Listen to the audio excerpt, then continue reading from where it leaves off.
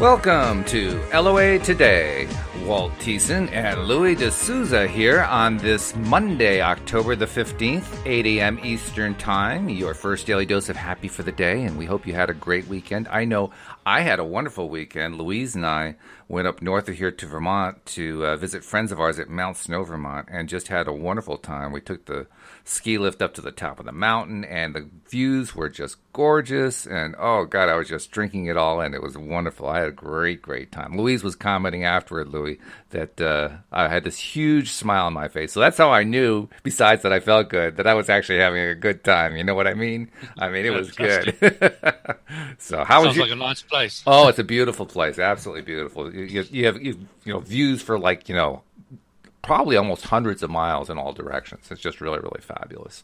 So how was your weekend? Did you have a good one? Yeah, it was great. It was a staying at home one, mowing the lawn, doing the garden kind of thing. It was great. Yeah. Lovely weather. Oh, that's great. That's not something that you can always count on in London, so that's really good. Sometimes. Actually, it rains less than people think. Oh, does it? Oh, okay. How often does it rain? I mean, if you had to put like a quantity to it, how would you describe it? I don't know what the real statistics are, but it only feels like it's like 10% it rains. Oh, is that all? Oh, okay. Yeah. But again, it often seems to rain when I'm asleep. So. Well, that's a good way to do it. That's actually what Louise and I say is the ideal thing. You want it to rain at night, and then it's nice and sunny during the day, so that all the plants are happy because they got the rain at night. It. We don't have to water the garden. Exactly. Yeah, that's the way to go, right? And my wife's got green fingers, and it's really great. It's a lovely garden. Yeah, excellent. Yeah, well, that's my wife too. I mean, we have a gardening business, so yeah, I know exactly what you mean. So good. So we're going to take on a topic that we actually addressed recently, but you promised me today. Now I'm going to hold you to this promise, okay? But you promised me today this is going to be a different take on it, and I like that. I like any kind of different take on the main topics. But we're going to talk about health, and the law of attraction, and it's one of the big three. It's one of the three that people gravitate to the most, that make them think most, that they think most about when they're thinking about law of attraction. It's the thing that they ask about, almost a third of the time. So it's a pretty big one. You picked a good one, Louis. I mean, now the pressure's on. Can you handle the pressure? That's what I want to know. I don't see any pressure. Well done. Oh, okay. Well, there goes all the suspense. Oh well. Yeah, I'm not going to rise to the occasion. I'm going to be myself, and that'll be the rise itself. Well, yeah, that is a lot right there, actually. That's a really good thing. Hey, before we get into it, I want to make sure I get our promos in. Excellent. Right. So first things first, if you're not yet a subscriber, please do become a subscriber. The instructions on how to do it are on the homepage of our website at loatoday-net. Actually, most listeners, well, maybe not most, a large number of listeners probably know how to just find it through their podcast software and so forth, and all you're doing is looking for LOA Today. But if you're a little bit more technically challenged, like some of us are, well, that's why we put the instructions on the homepage at loatoday.net. So just go there. You'll find just nice big icons to click. You click the icon that's appropriate for your device, and it'll just walk you right through the process. So please do become a subscriber. And then once you're a subscriber, and for all of our existing subscribers, please take time to just post something about how you're listening to loatoday.net, because it's really helping in terms of building the listenership. And I've said it before, but I'm going to say it again. Right now, we're averaging about 200 listeners per episode. I want that to be at 10,000, and I want it to happen yesterday. So we're really doing a big push right now, and you're going to play a big role just by helping to put the word out there. The amazing thing, and Louis, this never amazes you because you're never amazed by anything. But the amazing thing is that when you put it out there like that, the law of attraction takes over, and it actually puts it into the hands of people you don't even know, people you've never even heard of, and helps get the word out in ways that you can't even see. All because you took the time to just post something on Facebook or Twitter or LinkedIn or Instagram or any of your favorite social media channels. So please take a moment to share, because when you do, you're helping to not only build up our audience, but also have more people get access to their daily dose of happy. And that's what motivates me more than anything else. Just knowing that more and more people are getting the opportunity to get a little boost, a little bit of help and feeling good every day, because we all need a little bit of boost now and then. So there's our two promos for the day. Louis, I turn it over to you. Where are we going with health and the law of attraction? Well, you remember I mentioned to you that I was a sick kid, and I struggled a lot with my health as a kid, and it was asthma, and I had a weak immune system, and because of that, I caught everything else as well. I had pretty much every one of the baby diseases. I had colds and flus often. I felt I was often sick, but I've spoken to my family, and they don't remember to be a sick kid all the time, which I probably wasn't. But the parts of you that experienced this kind of amplified because it was so serious. And I'll just recap something that happened to me when I was struggling to breathe. You were going, and then you would start at the bottom again. And my sister, who was sleeping in the bedroom with me at the time, when I woke up, when she woke up in the morning, I was awake all night. She said to me, "Oh my gosh, Louis, I'm surprised you're not dead." Oh, jeez, what a lovely thought. So that left an impression on me that it was relatively serious. Where during the experience, I was just thinking of getting my next breath. I wasn't thinking about it. Serious. So it was a journey for me, and as I've mentioned before, I was pumped with antibiotics, and I'm allergic to tier 1 antibiotics. And I found a book on my mom's shelf that taught me how to do reflexology on myself, for body reflexology. Did you say reflexology? Reflexology, yeah. Okay, yeah. And it was really great. I really enjoyed massaging my hands and feet. I found the lungs and massaging those, and they were painful, and they did get better, and my health got better, and it was really quite a journey. But the thing that really excited me and amazed me was the fact that I could do something for myself. Now, I'm planning to take time to build in my stories, to explain what I'm wanting everybody to get out of this podcast. And also how I looked at it then and how I looked at it now, how I look at it now. Okay. So first of all, anybody who wants to understand health and the law of attraction, that they're going to want, the kind of topic that's, if it appeals to them, they're going to be wanting to improve their health in some shape or form. Now, health could mean mental health. It could be physical health. It could be emotional health. And I'm talking on all of those levels, and I'm going to break it down to its real basics, right down to the law of attraction and how everything kicks in. Sounds good. So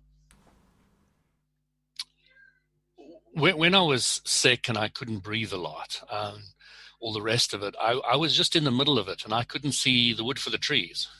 I didn't see anything. I didn't know anything. You get dragged off to the doctor in a small town in South Africa, and he gives you antibiotics. When I still think today, he should have given me one of those things you spray into your mouth. Those, the inhalers. Inhalers, right? Yeah. And so I never ever got one of those, and I'm still today a bit confused why an asthma. And they never called it asthma; they called it chest trouble. Really? Okay. So I had chest trouble during my childhood, and I only know later on in the years to call it asthma. Yeah. So I was pretty blind about what was going on. Nobody said to me, "You create your own reality." Nobody said that your thoughts have affected everything that's happening to you. Would have been nice if they had. Nobody suggested that if you focus more on what you want, less on what you don't want, that could be a major solution. Nobody suggested to me that the only person who ever heals anybody is yourself. Okay. And all of those are real biggies. Oh, yeah. to overcoming everything. Now, there was, going back to my sauna buddies, one of them was really struggling. He went to the hospital, and he had, they think, kidney stones. He had a lot of lower back pain, and he was feeling lethargic and all the rest of it. Right. And they did all the scans, and they couldn't find anything. And of course, at the end of it, they throw a label like fibromyalgia at him, which basically means the doctor has no idea what you've got. Okay. That's one of those. That's the medical definition. Yeah. one of those definitions of it sounds good, but it Yeah. means nothing. I mean, it's cool. It has 4 syllables. It has crazy spelling to it. It must be medical, right? Yeah, absolutely. Sounds very technical. So I was discussing with him about what would you do in that kind of situation. So I said, if you've got pain, it's telling you something. And I remember you saying this on one of the podcasts recently. It's saying what's going on in that area. Now, there is a strong link between lower back pain and financial strain. I don't know if you know that.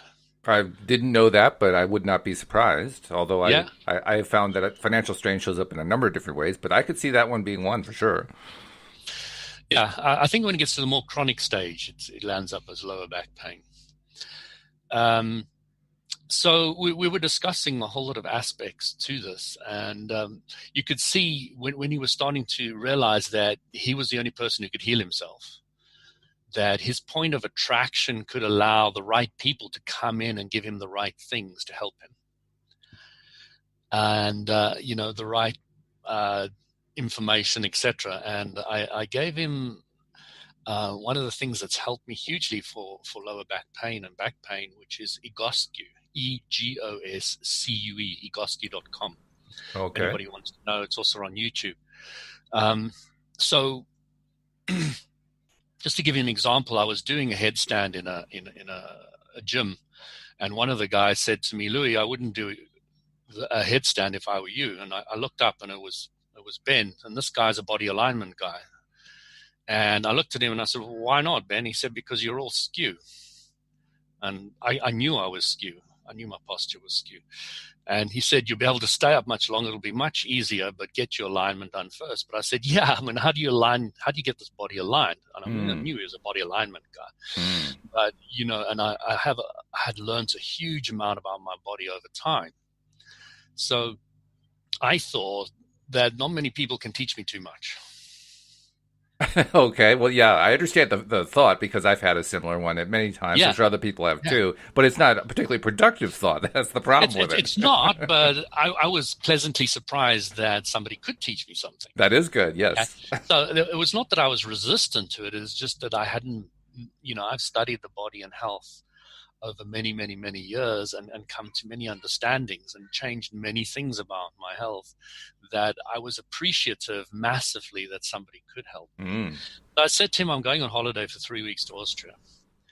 Can you give me one exercise to do? And when I come back, I'll book in for a whole session with you." So he gave me one, and it's called a static back posture. And what it does is, if you're standing, you're straining the back. If you're sitting, you're straining the back. If you're lying, you're straining the back. If you're walking, running, whatever, you're straining the back. But if this one posture, you're completely allowing all the muscles in the back to relax. What's that? As I said, it's called a static back, and you could look it up on YouTube. Type Egoscue and static back, and you'll see the posture. Okay, so you take your legs, put it on a bed or something on a settee, and then you got your bum on the ground, you've got your head on the ground, you've got your palms pointing up 45 degrees away from the body. So your feet are 90 degrees to your knees down to your bum, 90 degrees, and from your bum to the rest of your body is all 90 degrees. So it's 100% 90, 90, 90. Huh. Okay. And you keep your legs hip width apart, and you keep them your toes pointing straight up. And in that posture, you allow all the muscles in your back just to relax. Okay. Interesting. So I did this when I went to Austria, and I had a lot of relief from it. Now, I'd overcome most, if not all, of my pain, but this brought a relaxation into me, a more of a relief and a release on a higher level. So the pain had gone, but now I was getting the alignment, which was bringing physical alignment, which was bringing the spiritual alignment, or the alignment as Abraham Hicks points out. Okay, so you're getting all of it at once. Taking the alignment higher up the scale. Yeah. And I was really appreciating it hugely. So when I came back from my holiday, I jumped into the class with a session with him, and it took 2 hours. And the first hour, he got me just to run on the spot, stand relaxed with my hands at the side, and then he measured my hips, and my one hip was higher than the other one. My hip rotation was forward, so basically there was no S bend at the bottom of my spine. And because there's no initial S bend at the bottom of your spine, you don't get the cushioning effect when you walk. It's more of a jud. So your spine is hitting the ground and it's being pounded. So you got to get that lower S really curved first. So my rotation was wrong. My one hip was higher than the other one. My one shoulder was much higher than the other one, and my head was skewed. So he pointed all these out, took photographs, and he put it onto a computer with a stick man. And it throws out a menu of what exercise to do in what order and what time.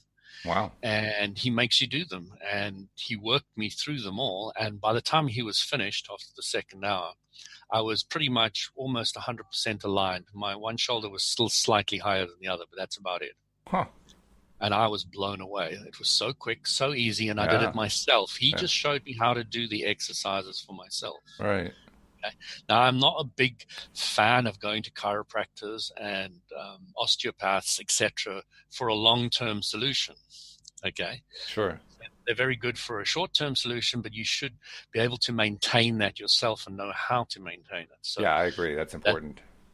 That's one of the things that I find incredibly important is when I discovered that body reflexology book on my mom's shelf, it was so exciting for me to be able to do something for myself. Okay. Empowering myself, and Egoscue empowers yourself to keep your alignment.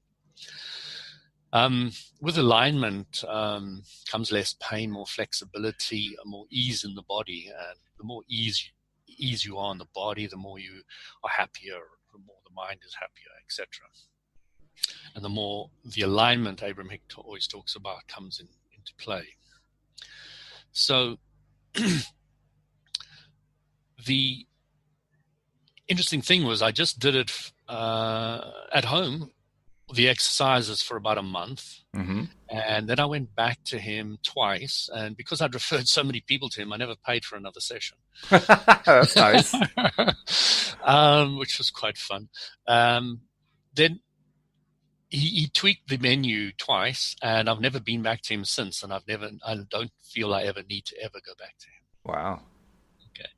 So what I'm trying to get people to understand is that it's important to empower yourself and to find methods that empower you to empower yourself and not make you reliant on other people. Okay. And even if you go to an osteopath, so what exercises can I do at home? Sure. Chiro, what exercise can I do at home? And, if you're one of these guys that take responsibility for the body, you're going to do it. And if you're not, you're going to go back and pay for another session, or you're going to be in pain. That's just the way it's going to be.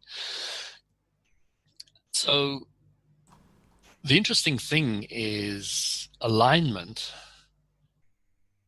can be fixed from the physical perspective. It can be fixed from the emotional perspective by keeping happy, and then the better thoughts will come. And when the better thoughts come, of course, you can fix it from the thought perspective. More alignment can come physically, because you're only out of alignment and you're only got any physical ailment because of focusing on what you don't want. Basic Sounds Abraham. Simplistic. Basic sounds incredibly simplistic. It does. Okay. But I've come to understand it to be completely, absolutely true. So I think in Conversations with God, Neil Donald Walsh says to God, how long did you design the body to last for? Because these people live for this long, those people live for that long. And God says, well, we've designed it to last forever. And the interesting thing is if you never had a negative thought, it would last forever. Which is a rather daunting thing to remember, because that means that we're doing it to ourselves. Once again, Aha. more evidence that Ah. I can't escape the consequences of my own actions. No matter what I Ah. do, I just can't seem to escape them, no matter what. Said that about subconscious last time, and now you're saying, isn't it true? Isn't it true? Or to put it another way, I just can't get away with anything. Well, you know what the other side of the coin of that is, don't you? What's that? You now have total control. This is true. Total power. This is very true. You now can form and control them. That's a new feeling too for I think most people. Life. I mean, the idea that you could have total control, that's a new feeling. That's a new thought. That's a thought that, kind of breaks a lot of barriers because it's not what we're taught by most people in society. Well, the evidence that we can't control it is quite overwhelming, isn't it? It does seem to be, doesn't it? It does seem to be, yes. Yeah. It does.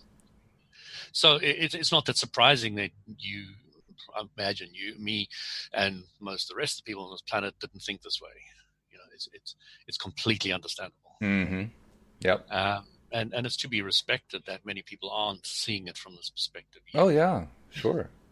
I mean, the way I look at it is every time someone even is aware of it for the first time is a major victory for humanity, because that means we're one step closer to universally understanding this. Yeah. So,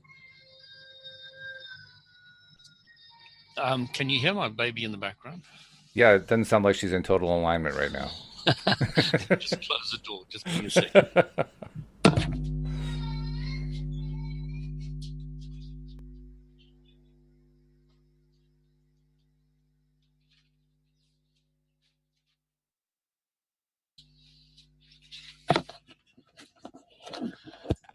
She must have bumped herself. My wife's with her, so she'll be fine. That's good.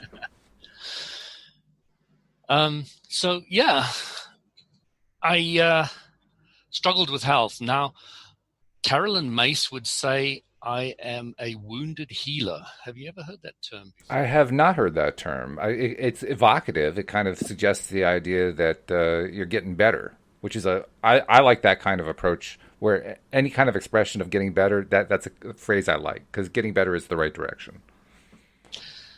Okay, so she kind of plays out that there's two kind of healers. One is quite rare, and it's a healer that's always been able to heal from birth and has always been in alignment most of the time.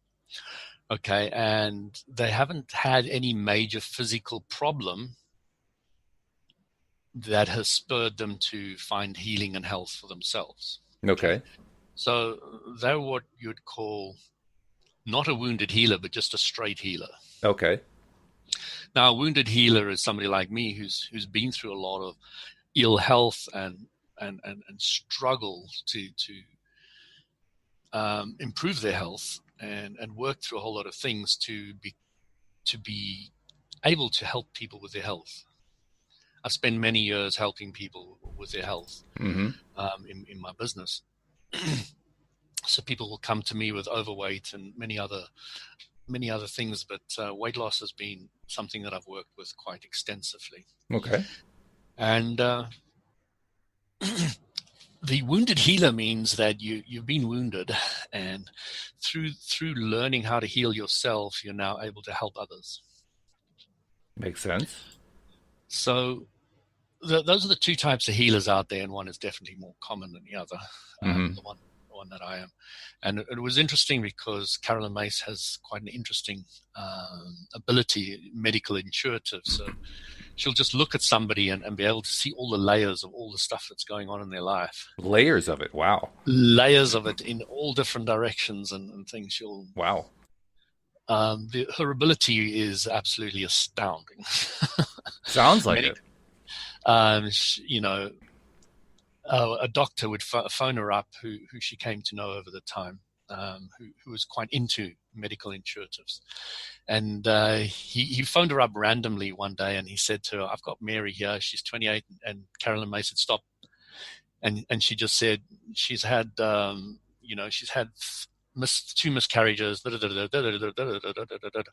and everything was 100% accurate. Wow.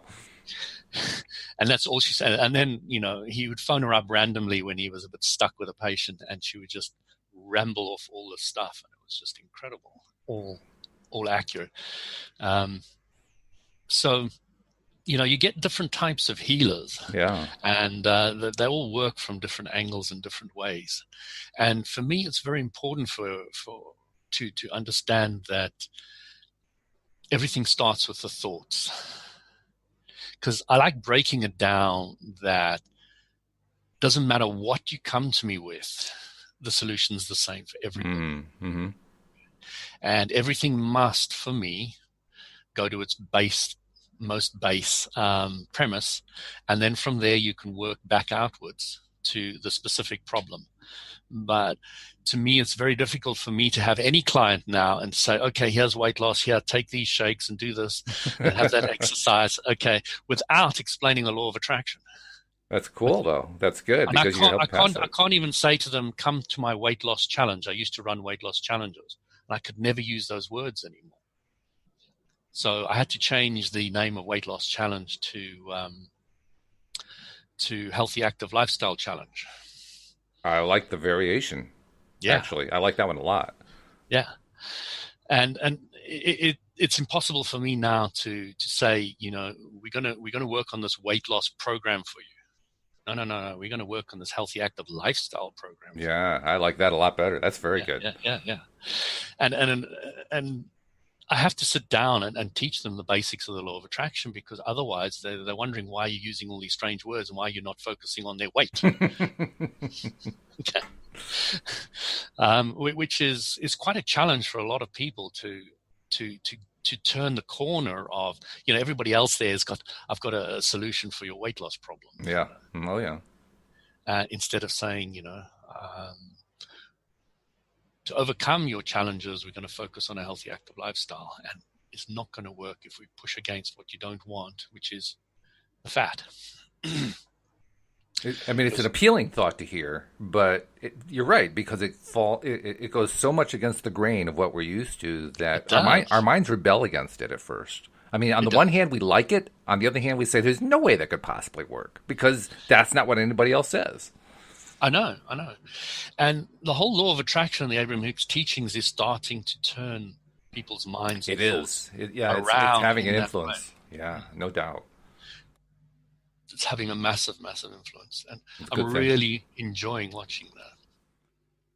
I'm going to track you forward to an experience that happened to me now. Okay.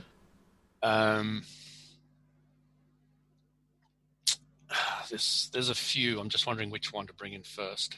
Pick the first one that comes to mind. That's usually the best.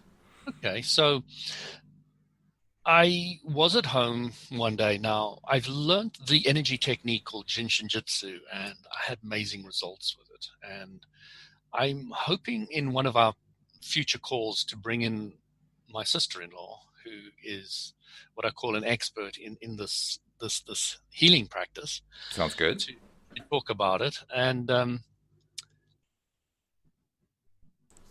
it completely revolutionized my life.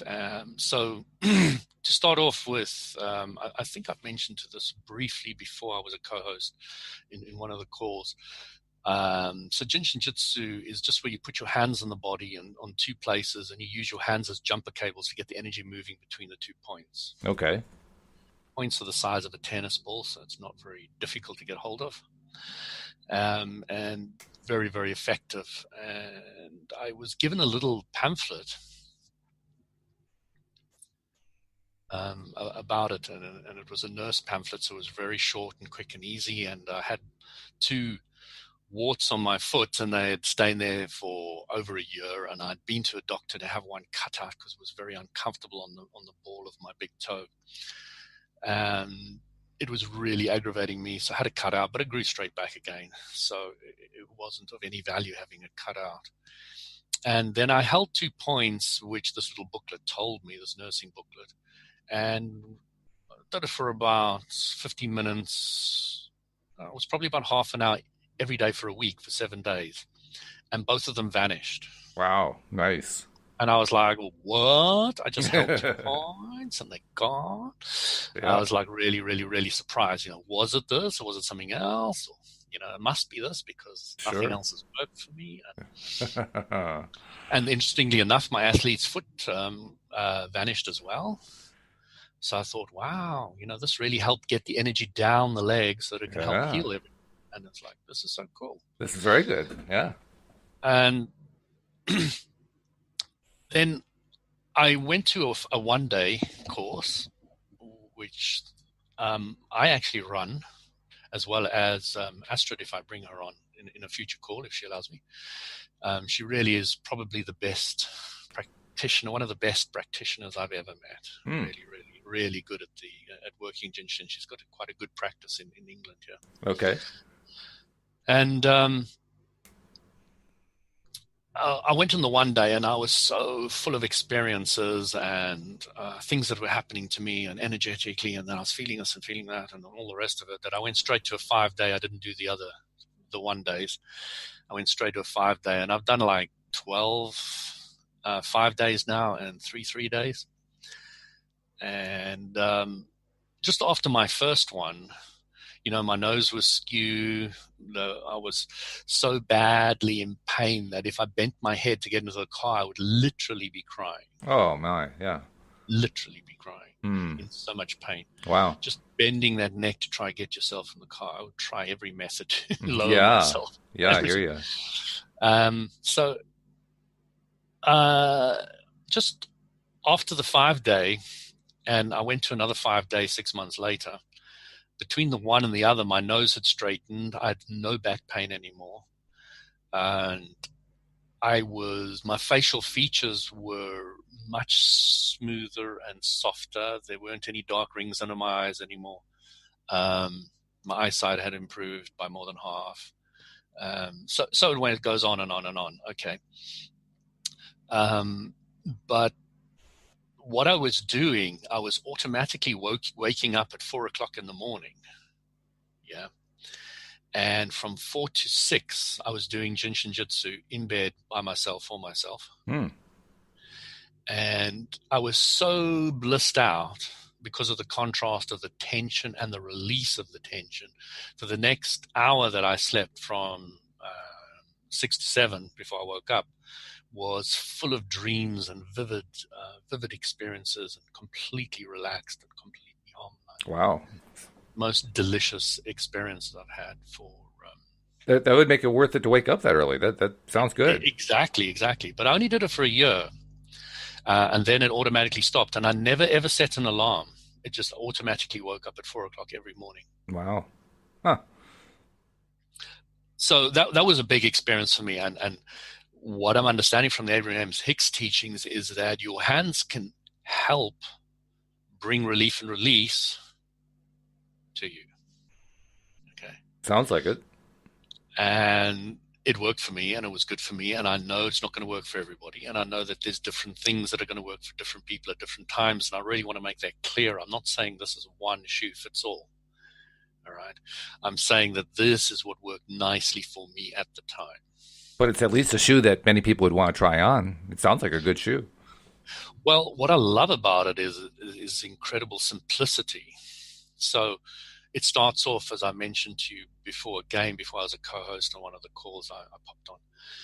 I think it was with Joel, that they teach you about the hands, like if you hold your thumb with your other hand, yeah, you harmonize worry. Oh, really? Yeah, have you ever seen babies sucking their thumb? Yeah. It's so they cannot worry so much. But it's usually not their worry that they're sucking their thumb. Yeah. They're sucking the thumb to help the mother calm, Ah. which is quite interesting because there's a lot of truth in that. Yeah, it does sound actually quite truthful. It Yeah. does. Yeah. Because they wouldn't be worried if the family around them is an apple doesn't fall very far from the tree. Yeah. This is true. I mean, people don't realize it, but very young people are constantly taking their cues and signals from the older people in every single Absolutely. way, ways that you don't even notice necessarily, except when you see something like thumb sucking. Which is interesting because the babies feel what you mean. Hmm. I Yeah. haven't learned to hear what you're saying, which is all screwy most of Right. Right. It's all. the time. Yeah. Or in the So case of the mother,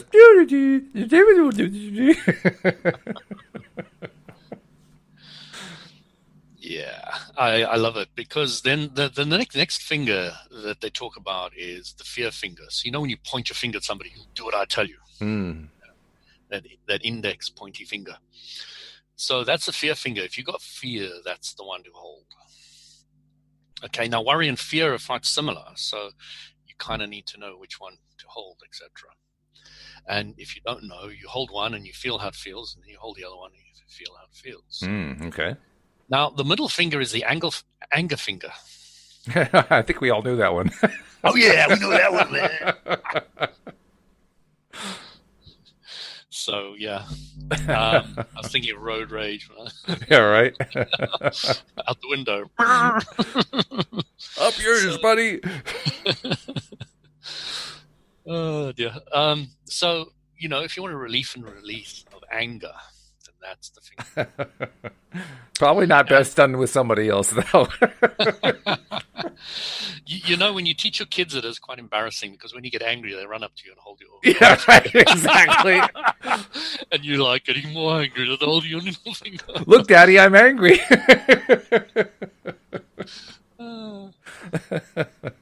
And then the ring finger is for for grief. For grief, okay. So it's for every type and form and shape of grief. Don't try and limit grief to anything. Whatever you're grieving for.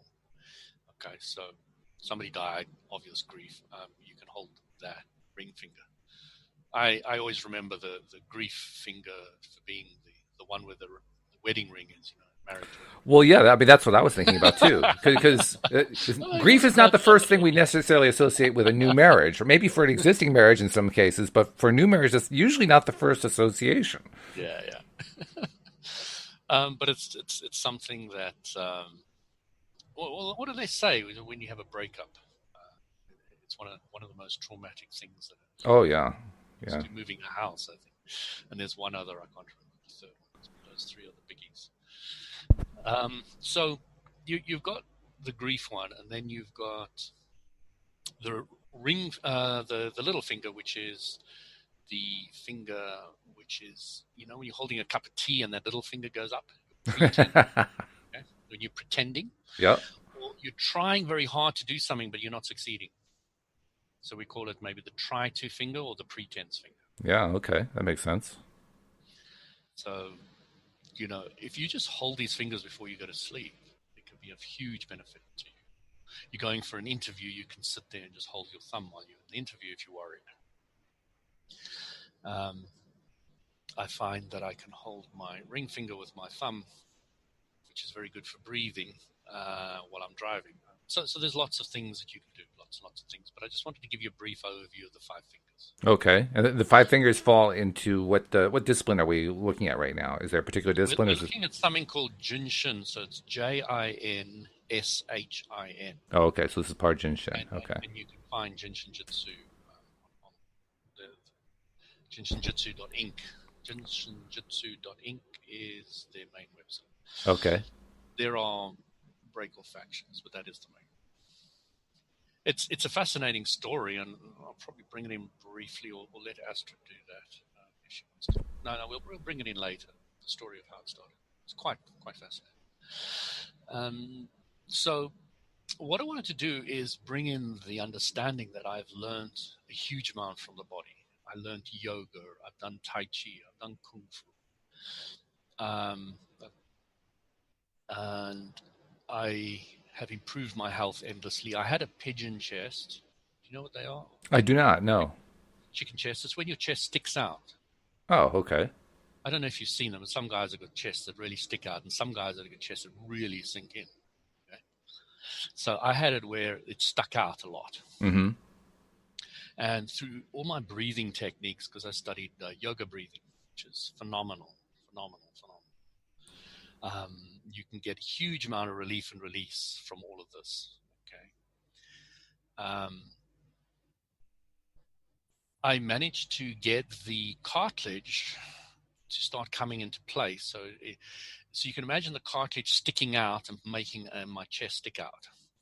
Okay. And then as I increased my lung capacity and all the rest of it, it was going in and in and in. And then eventually both cartilages were hitting each other right head on, Wow. which pushed my spine out and was very uncomfortable. And then eventually the cartilage came in, and it kind of comes in at an angle for most people on an average body, and how it should be is where both cartilages are kind of in and pointing like 45 degrees out, and then it goes round to the rib cage. So I eventually got it all the way in and completely got my chest back to inverted commas normal. And of course, asthma vanished at the same time. So basically, this played a major role in your ability to overcome the asthmatic condition.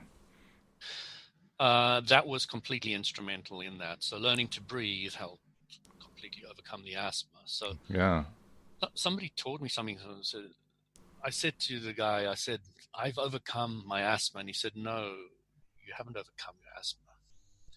You have grown into your asthma, but you haven't grown out of your asthma. So what do you mean? What do you mean? It's an interesting explanation he gave me.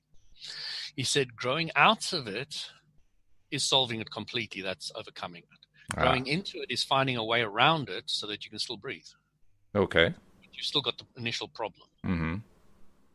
So I realized that this is very true for a lot of sicknesses that people might have in their body. Okay. Yeah. And they will find a way around the problem, but they don't fix the problem.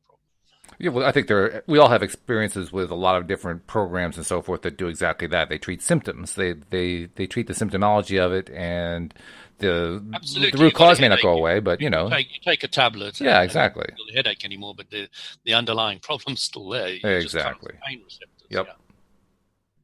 So totally overcoming it was fascinating and very, you get a lot of relief and release from it. Mm-hmm.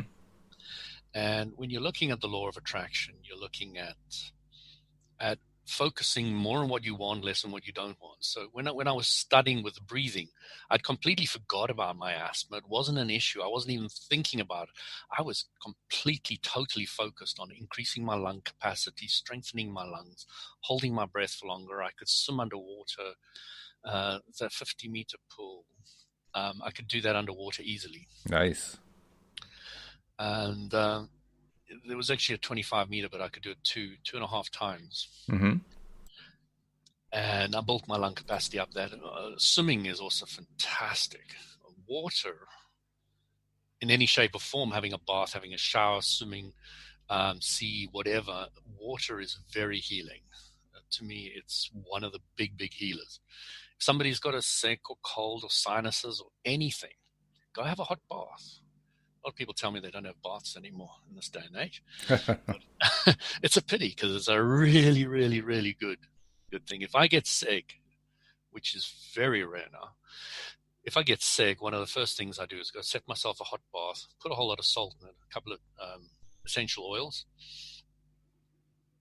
and I just completely switch off, relief and release. I put my whole head underwater, so just enough to breathe, and I just relax completely. I let everything relax. And I'm almost completely healed by the time I walk out. Doesn't mean that the symptom doesn't come back an hour or so later. Right. But during the bath time, you get a huge amount of relief and release. And I can almost overcome any headache pain, And release is big. I mean, I don't care if you're doing it temporarily. A release is still a release. And that's always a good thing. The release puts you into the place, as far as Abraham Hicks is into the place of no pain, where if you milk that no pain, if you milk the enjoyment of being out of pain, because it really is a contrast feeling, right, which you really can milk, then you just think about it, how enjoyable and how beautiful it is. I didn't know that. I didn't have that extra string to my bow at the time, many of these things, which is what I wanted to try to talk about, the contrast between how I saw it then and how I see it now. Being able to really milk it now has been a huge benefit to me. Absolutely massive,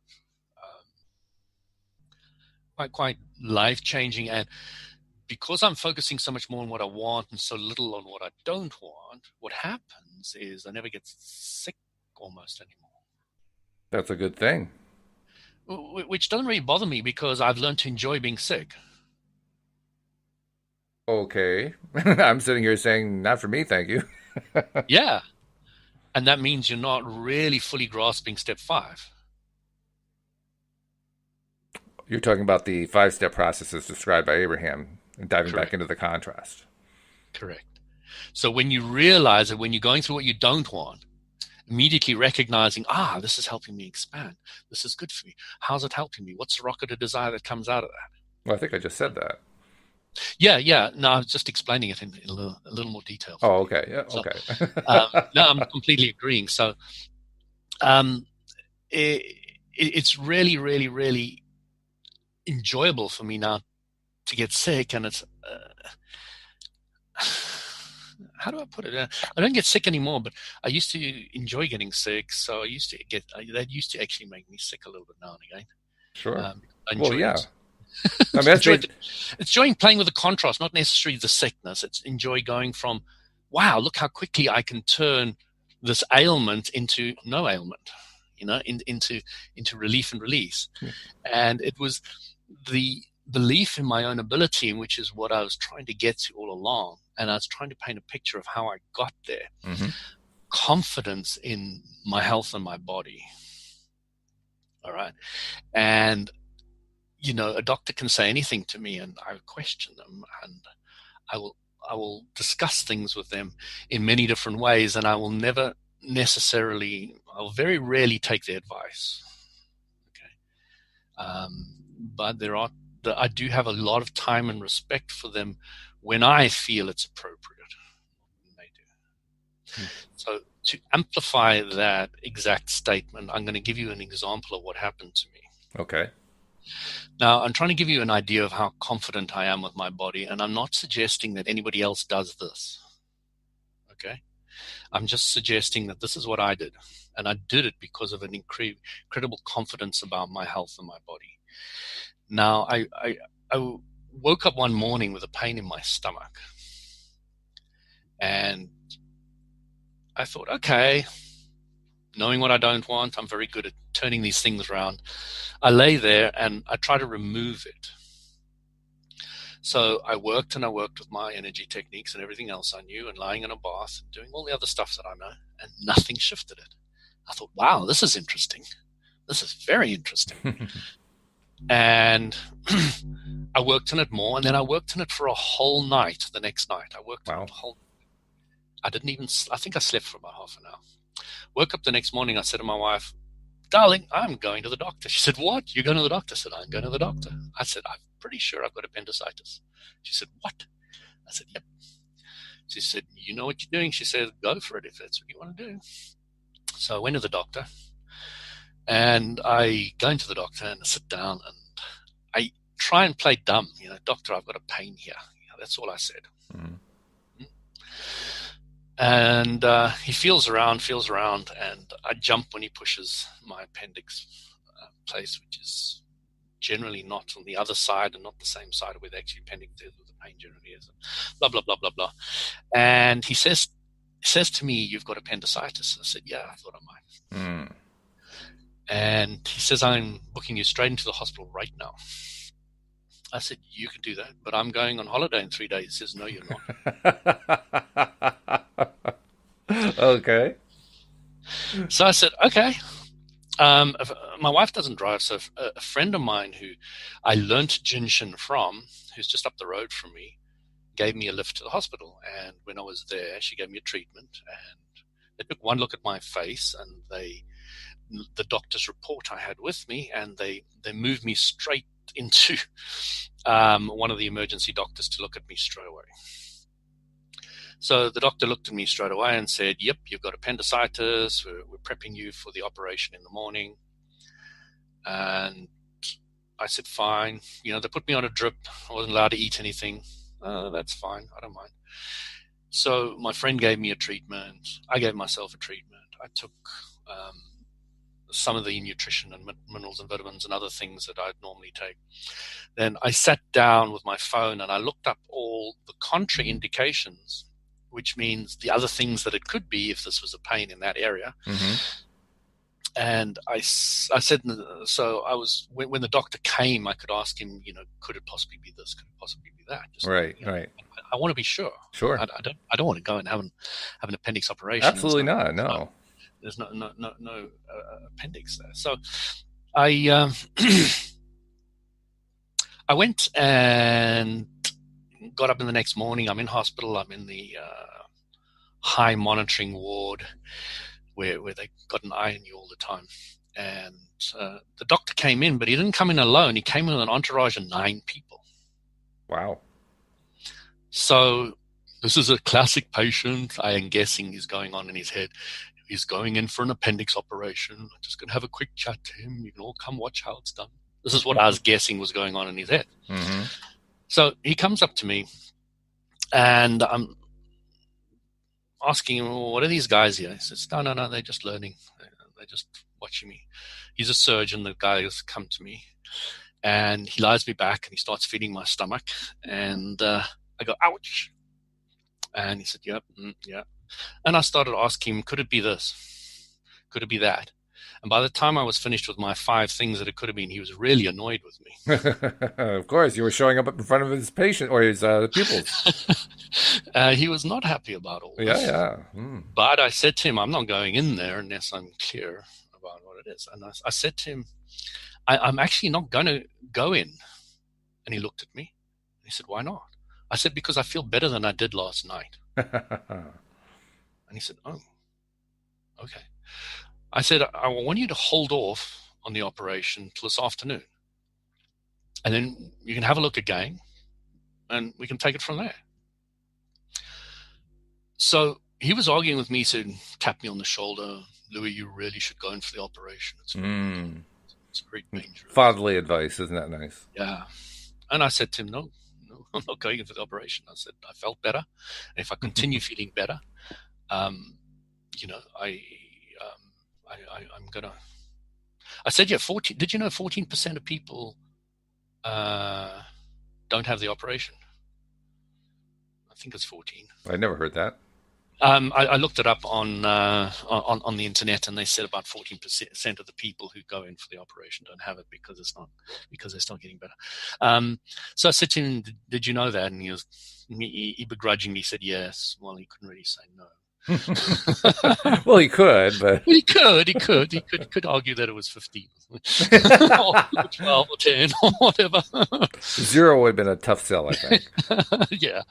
So he came around in the afternoon again, still the same doctor, and he, some reason or other, only had an entourage of 4 this time. Ah, yes. Well, he had learned the first time. He was a smart doctor, you see. He knew when to bring in the interns and when not to bring in the interns. So he starts feeling around my stomach again. There's still a lot of pain there, but only when he presses. When he doesn't press, there's not much pain at all. Okay?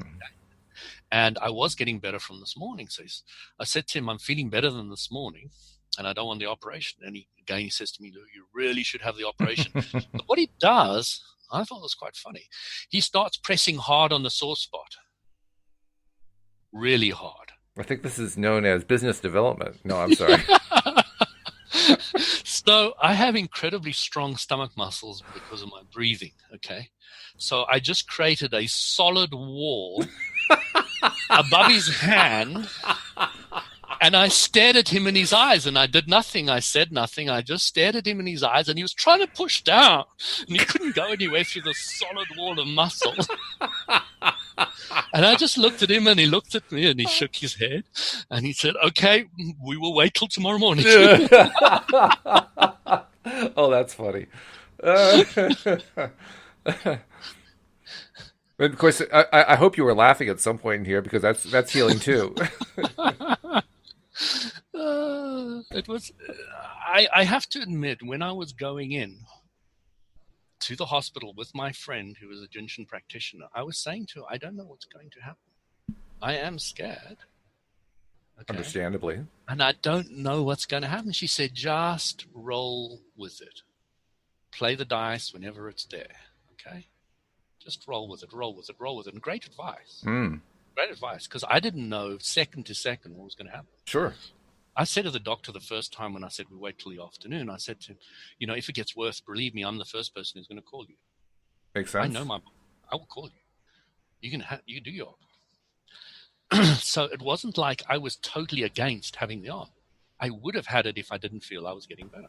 Well, I don't think you would have been in the hospital if you didn't feel like halfway like this might be something I need to have done. You'd be at home, you'd be off doing something else or whatever. The interesting thing was I know my body so well and I work with energy so well that when I couldn't heal it, I immediately made the decision to go to a doctor. Mm. Okay, so I know my limitations. Mm-hmm. I know when it's probably good to get an outside opinion. Sure. Okay, so it's not like I was saying doctors are bad, that this is not a good thing to do, and everybody should do what I do. I'm not saying any of that. I'm saying that you just roll the dice step by step by step. Right. And if you're confident enough, you can do what I'm doing, but not many people can do this. Okay.